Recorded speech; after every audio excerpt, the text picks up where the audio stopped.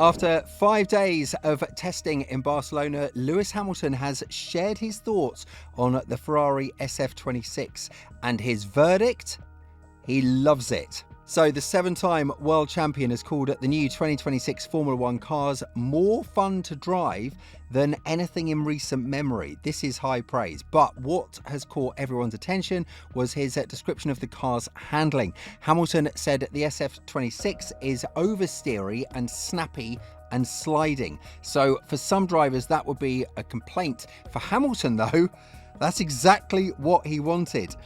So let's start with that quote in full. When asked about the new cars, Hamilton said, "The car generation is actually a little bit more fun to drive. It's oversteery and snappy and sliding, but it's a little bit easier to catch. I would definitely say more enjoyable." These are not the words of a driver who's struggling. These are the words of a driver who's now having a great time behind the wheel. So what does oversteery and snappy actually mean in simple terms? Well, oversteer happens when the back of the car loses grip before the front. The rear wants to come around and the car feels like it might spin. A snappy car is one where this happens quickly without much warning. Now, you might think that this sounds dangerous or difficult, but Hamilton has actually added something quite important here. The car is easier to catch. So this means that when the rear does step out, the driver has more time to react and correct it. And this gives you a chance to save it. This is a huge difference from the previous generation of cars. The ground effect cars from 2022 to 2025 were incredibly fast, but when they did lose grip, it happened in an instant and caught a lot of people out. There was no warning, no time to react. The car would just snap away from you. Many drivers, including Hamilton, found this very frustrating. It made the cars feel less alive and less connected to the driver. The new 2026 regulations have changed all of this. The cars have less downforce, which does of course mean less grip, but it also means that the cars are more progressive. So they give the driver more feedback, more warning when they're approaching the limit. And when they do slide, they slide in a way that the driver can control. So this is what Hamilton means when he says that the cars are more fun to drive. They reward skill, bravery, and car control. They allow the driver to be an artist, not just a passenger. Hamilton has also mentioned that the cars have a lot less downforce than before, and this is a direct result of the new rules, which have simplified the floor and the aerodynamics. Less downforce means slower corner speeds, but it does also mean more opportunity for the driver to make a difference. In the previous era, the cars were so fast that the margins between drivers were tiny. Now, with less grip, there is more room for the proper talent to shine through, and this suits Hamilton perfectly. The Barcelona test also gave Hamilton a chance to drive in the wet. On Tuesday, when rain hit the track, most teams stayed in the garage, but Hamilton went out, and he explained why. He said, "Last year I went to the first race, and the Sunday of the actual race was the first time I had driven the Ferrari in the wet, and that was a very hard race. So it was good to have that experience and get that knowledge.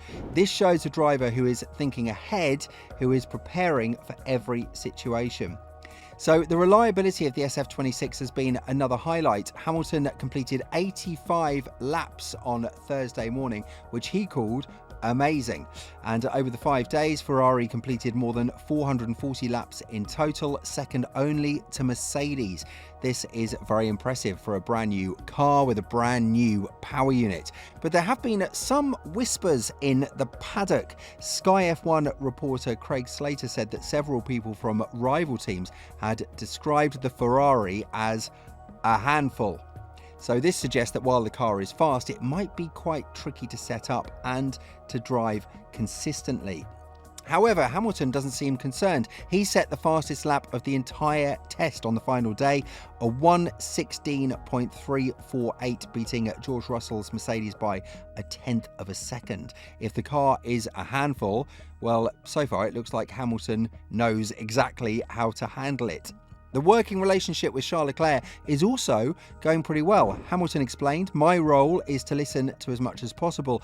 At the end of the day, we both come together and talk about our problems and the positives and the negatives. This is how a championship winning team operates.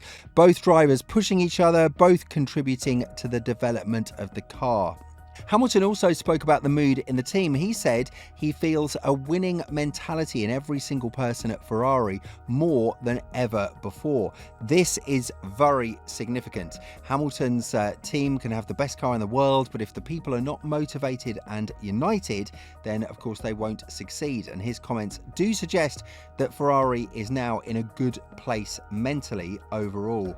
The new power unit regulations have also changed the game. The electrical power has almost tripled, and the drivers now have to manage their energy much more carefully. The active aerodynamics, which allow the wings to move during the lap, add another layer of complexity. But Hamilton has been through 5 major regulation changes in his career, and he knows how to learn, how to adjust, and how to find that limit. Formula One has always been about the balance between man and machine. In recent years, the machine has kind of dominated, but the cars were so sophisticated that the driver almost became quite secondary in the mix. But the 2026 regulations have now shifted that balance back towards the driver.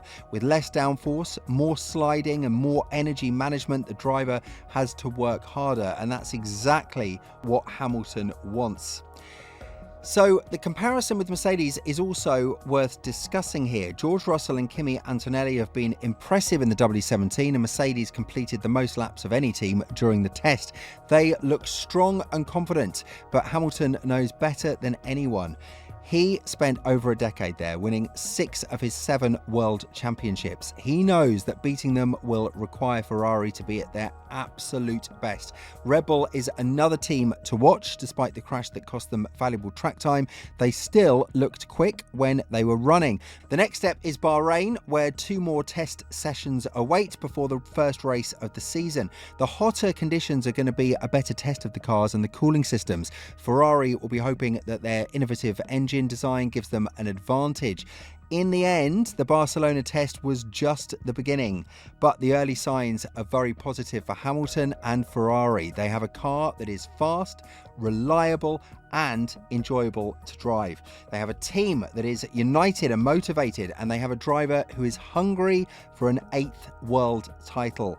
The oversteery and snappy SF-26 might be a handful, but in the hands of Lewis Hamilton, it could also be a championship winner. He has spoken before about his love for the older eras of Formula One, when the cars were more raw and more challenging. And he has said that some of his favourite races were in conditions where the car was difficult to control, where he had to dig deep and find that something extra.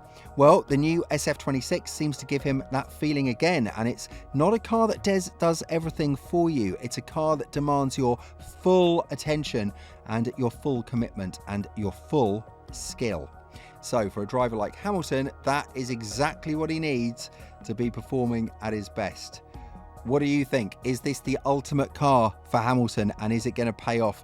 Let us know in the comments below. We'll see you soon.